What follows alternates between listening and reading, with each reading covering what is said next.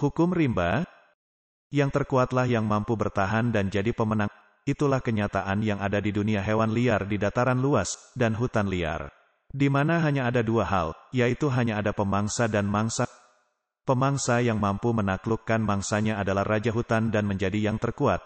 Akan tetapi mangsa yang dapat bertahan dari para pemangsa adalah menjadi yang tak terkalahkan.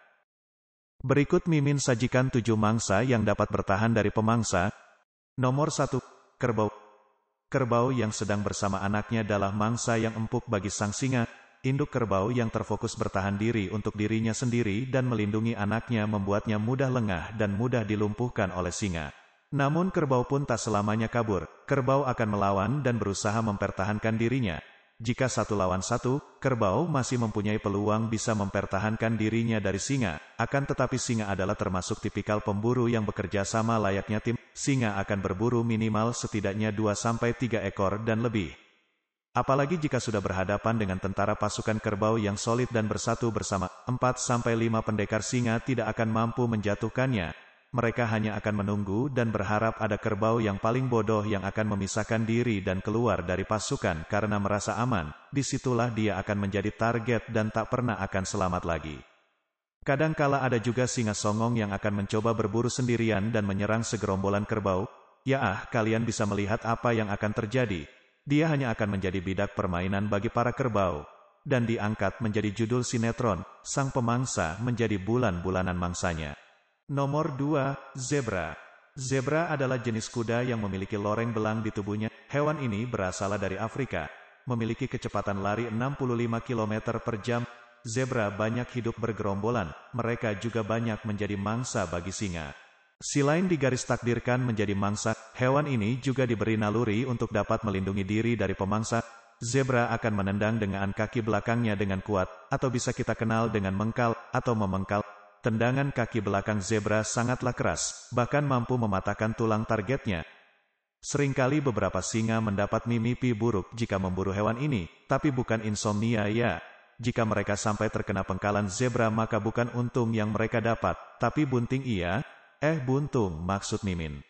Nomor 3. Landak.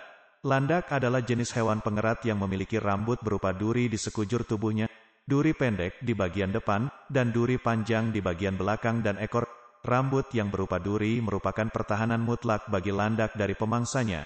Ketika ada beberapa pemangsa yang berusaha memangsanya, dia akan mengeluarkan jurus 1000 durinya dan melukai musuhnya. Senjatanya akan terus berguna melindungi tubuhnya meski dia sudah mati. Seringkali pemangsa seperti macan tutul kesusahan untuk melumpuhkannya. Perlu pengorbanan dan rasa sakit dari tancapan jarum duri dari landak. Disinilah mengajarkan kita betapa kerasnya hidup.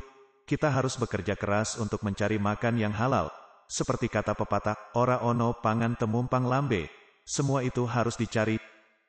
Nomor 4. Jerapah. Seperti tidak mungkin bagi jerapah dewasa menjadi mangsa dari singa. Seperti kita lihat, seekor singa bahkan tidak memiliki tinggi lebih dari lutut jerapah. Jika singa hanya 2 atau 3 ekor, mereka akan sangat kesusahan melumpuhkan seekor jerapah yang memiliki tinggi hingga 5 meter dan berat mencapai 1,3 ton. Memiliki kaki panjang dan tendangan yang sangat kuat membuat singa sebagai pemangsa seringkali tidak luput dihajar habis-habisan oleh jerapah. Sulitnya menaklukkan jerapah dewasa membuat singa seringkali lebih mengincar anak jerapah. Akan tetapi jika sudah membawa puluhan pasukan, jerapah dewasa pun akan ditaklukkan dengan mudah. Inilah bukti dari the power of keroyokan. Nomor 5. Kudanil.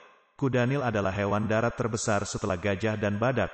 Memiliki berat sampai 1,5 ton lebih dan dapat lari hingga mencapai 50 km per jam. Memiliki mulut yang dapat terbuka sangat lebar membuat lawannya takut kena caplok. Kudanil sangatlah agresif. Jika bertemu hewan yang mempunyai gelagat mencurigakan, dia tidak segan-segan akan mengejar dan menghajarnya. Hewan yang senang menghabiskan waktunya di dalam air ini juga sangat kuat untuk bertahan hidup dari pemangsa, entah di darat maupun di air. Karena kudanil termasuk hewan amfibi. Bahkan buaya yang sejatinya pemangsa, raja di rawa saja tidak mampu berbuat banyak jika berhadapan dengan kudanil. Nomor 6. Gajah.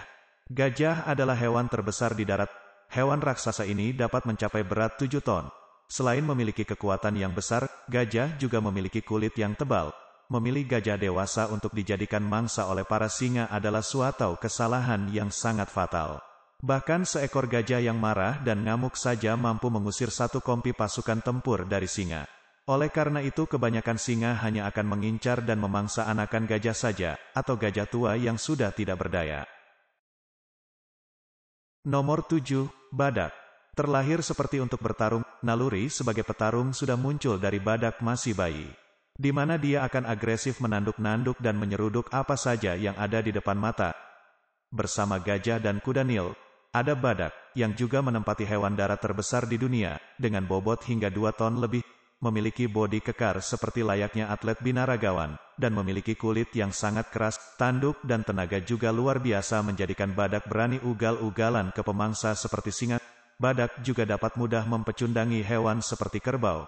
Memiliki pertahanan dan serangan yang hebat menjadikan badak termasuk hewan yang terbilang cukup aman dari pemangsa, dan dapat bertahan diri dari ancaman. Tapi itu tidak berlaku juga untuk anak badak yang keluar dari pantauan orang tua mereka. Karena bagaimanapun juga bocil badak belum mampu bertahan sendiri di kehidupan yang keras. Jangan lupa like dan subscribe channel ini agar Mimin semangat upload-upload berita menarik dan penting lainnya ya. Terima kasih.